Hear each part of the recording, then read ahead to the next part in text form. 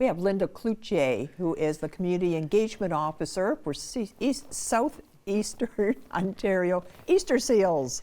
It's a mouthful. It is, it is. So for people who don't know what Easter Seals is, fill me in. Sure, thank you for having me. Oh, my pleasure. So Easter Seals, it's a nonprofit organization, and we are across the region, and we work to try and raise funds and awareness for children and youth living with physical disabilities. So basically what we do is we help children and youth live their fullest potential, fullest lives, ensure that they are safe, ensure that they are welcomed, ensure that we are doing our best as a community to ensure that there is inclusion and acceptance. So we work creating events, spreading awareness, to raise funds, to raise awareness, to continue to help children and youth with physical disabilities obtain mobility equipment that they need to thrive. We also provide communication devices, scholarships, we have camp programs. It's wonderful. There is a real cross-section here, and you know, we talked, it's been a few years, but I still sticks in my mind. You went through what it takes from just getting a child up in the morning if they have physical disabilities, that they need help with virtually everything they do. And it never even occurred to me, kids grow up. And yes. I don't know, so what fits them when they're 3 is not going to fit them maybe in 2 years later. They grow and they need new and better and all the rest. And the cost of, like, what would happen if you had a child and you didn't have Easter Seals around? What would happen? I can't bear the thought of that, for the fact that I am one of those parents. And it's so overwhelming when you first get a diagnosis, especially a rare diagnosis, and you feel so alone and scared because you're thinking about your child and how are you going to be able to provide for your child, ensure that your child is safe, that your child is secure, that you are providing the proper things that your child needs. You know, working with children with specific needs, it ranges, and their needs, just like any children, can vary. And so when you're given a diagnosis of a rare diagnosis, and the doctors can't really even forecast what that could mean or entail for your child, it's far more daunting for a parent, because now they have to take on the fact that we have to care for our child and love our child and try not to let the fear of the diagnosis take you over. And then when you're being told things like your child may not have mobility, your child may not be able to communicate, all the things that they're telling you that your child may not do, it's a lot of things to process in that diagnosis. So your head is spinning. We're fortunate to be in Kingston, and we have the support of Hotel Dieu and their occupational therapist, physiotherapist. Their whole staff is incredible, and they know what that's like, and they're there to try and offset that fear from day one by letting parents know and advocating for different communication organizations that can be there to help. I can speak personally from my own experience that my son has a rare neurological disorder, and he wasn't able to sit in the bathtub safely. He couldn't sit up. And the very first time an application was put in front of me was through his occupational therapist to say, this is what Easter Seals can get you. And it's a mesh chair that can go in the water that Grayson can buckle in and sit safely.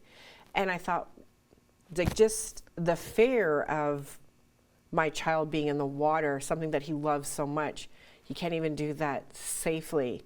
And at the time, that device was going to cost about $1,200–1,300. And that was our first experience of saying, wow, that's a lot, but a parent will do what they need to do to ensure the safety. But again, it's so compounded when you have to deal with the day-to-day and the cost of all those things. And all we're thinking about is we just need to love our child and keep our child safe and hope that our community will do the same. So that was our first introduction to Easter Seals with that bath aid, and it was life-changing. It allowed Grayson to know that he was safe and be able to explore the water. He loves water. He is now 8 and he is in the water all the time, whether it's the pool, whether it's the lake, the bathtub, he loves it. And I think, it's because his experience at the beginning wasn't so fearful because he had that aid.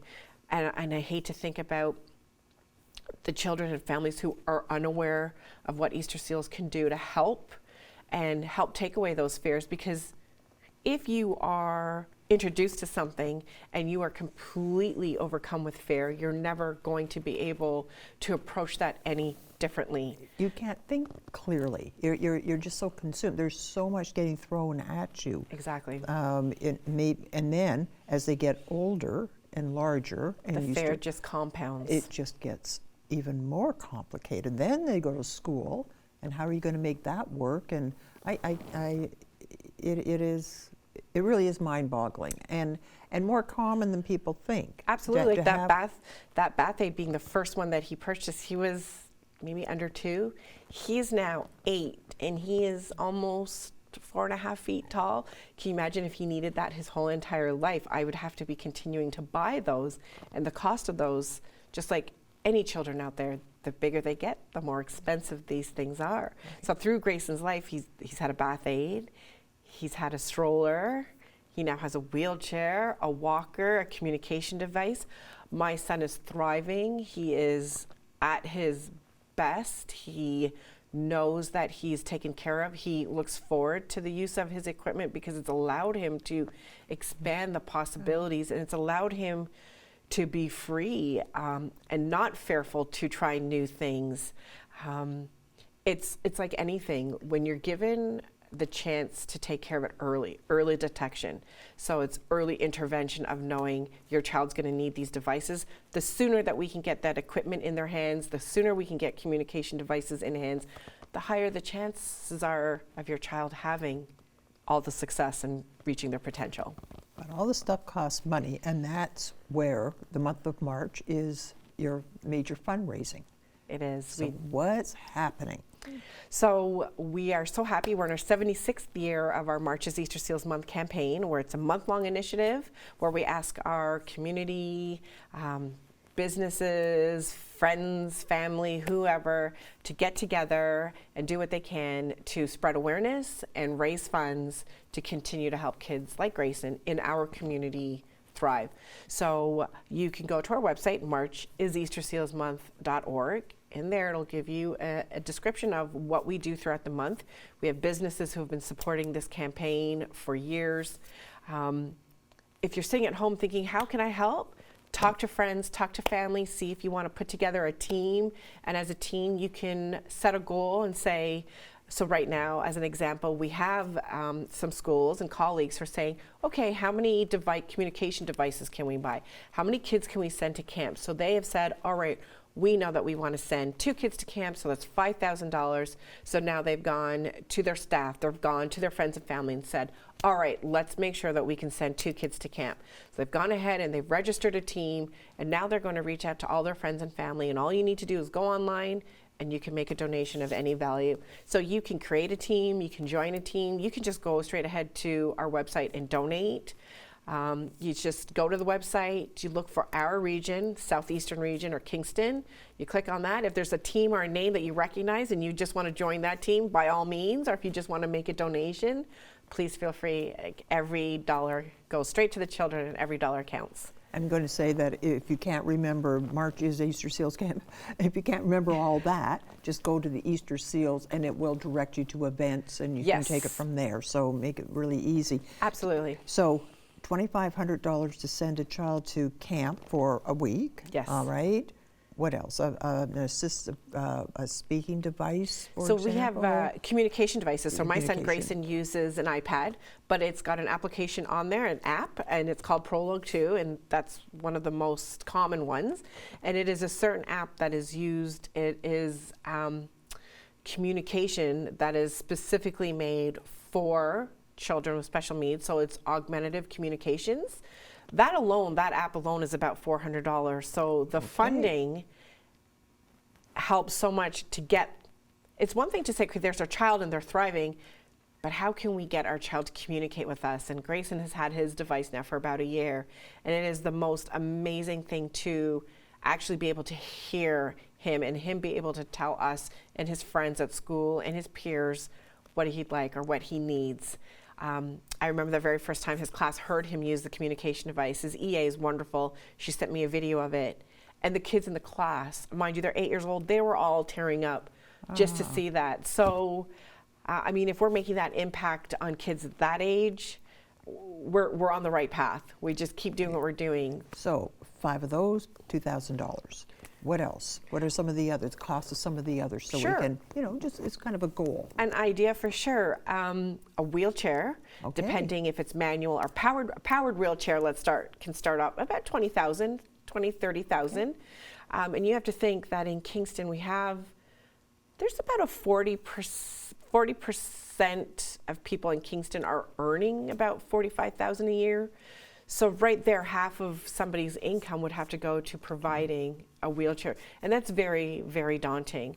Power wheelchairs, 20, 30,000. Manual wheelchairs can start at 4, 5, 6,000. There's, like we had mentioned before, Camp Marywood. So camp is vital. As parents, we always want to try and encourage our children to get out and go to camp.